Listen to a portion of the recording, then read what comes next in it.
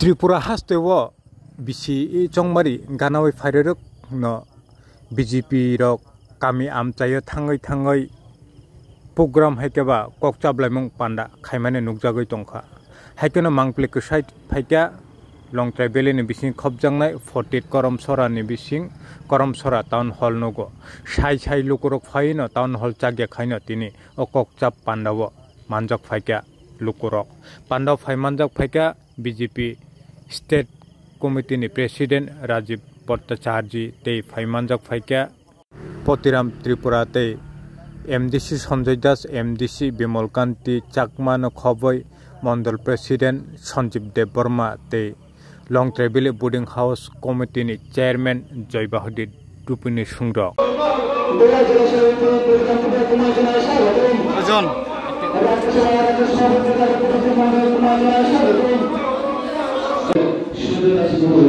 আমি আসলে গ্রহণ করার জন্য অনুরোধ করছি ত্রিপুরা প্রদেশ কমিটি জনজাতি মোর্চার অফিস সম্পাদক শ্রদ্ধেয়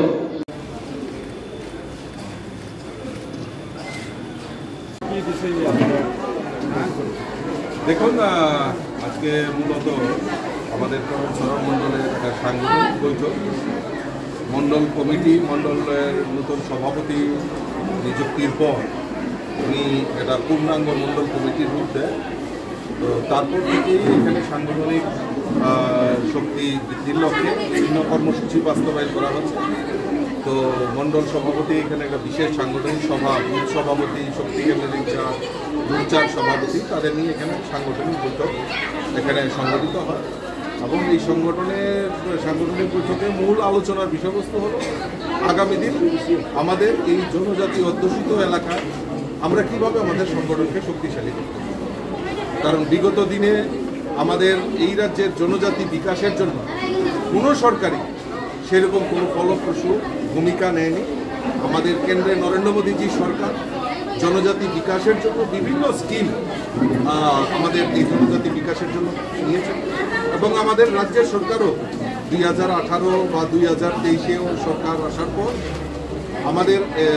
সরকারও বিশ্বাস করে যে জনজাতি বিকাশের মাধ্যমেই এই রাজ্যের উন্নয়ন সম্ভব তাই জনজাতি প্রকল্পের জন্য বিভিন্ন শিক্ষা স্বাস্থ্য রাস্তা পানীয় জল সমস্ত কিছু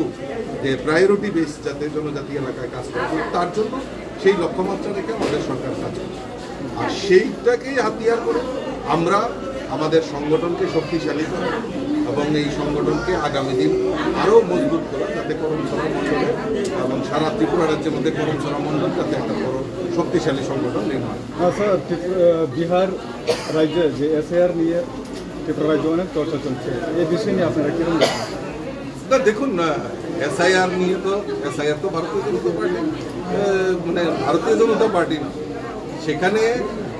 নির্বাচন কমিশন একটা টেরিটোরিয়াল বডি তো ওনাদের রাইট আছে যে ওনারা কোন জায়গায় কোন প্রদেশে